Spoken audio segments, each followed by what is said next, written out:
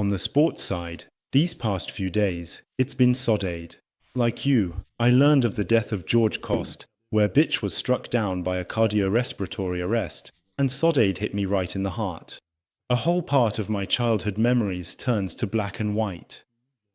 At 12 years old, I watched Porto's run in the UEFA Cup with passion. I wasn't particularly a Porto fan, nor a Benfica or Sporting supporter. I was just happy to see a Portuguese club go so far in a European competition. And there I was, in front of an old cathode ray TV on a worn-out velvet sofa. I remember we were at my aunt's because we were living there, as my parents had sold their house before moving to Portugal. And I was following Porto's journey with passion. And with my dog on my lap, it made for a terrible picture. Porto won the cup.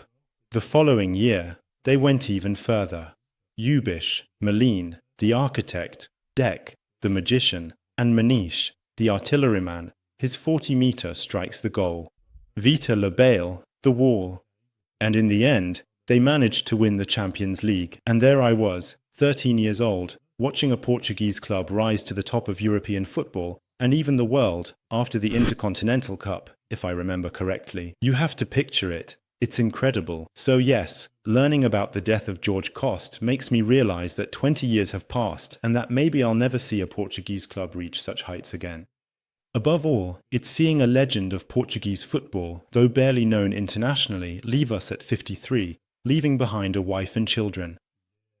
Among all the tributes, I think Jose Mourinho's reaction sums up quite well the feeling shared by many of us. It's a significant part of my personal story that is now unfortunately lost.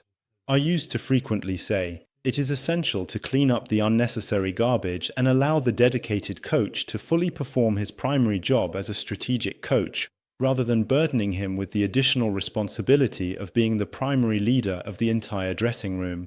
That, in essence, represents true perfection for any coach, especially when his trusted captain effectively handles that crucial work and responsibility. Of course, I'm very sad.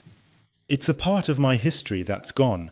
George Cost said it himself. Whatever happens, I am part of the history of my beloved club. George, whatever happens, you are part of our Portuguese story and you still live on in our memories. Obrigado, Captain. Want to stay in touch with Portugal? Watch the full show on YouTube via the link in the bio and subscribe.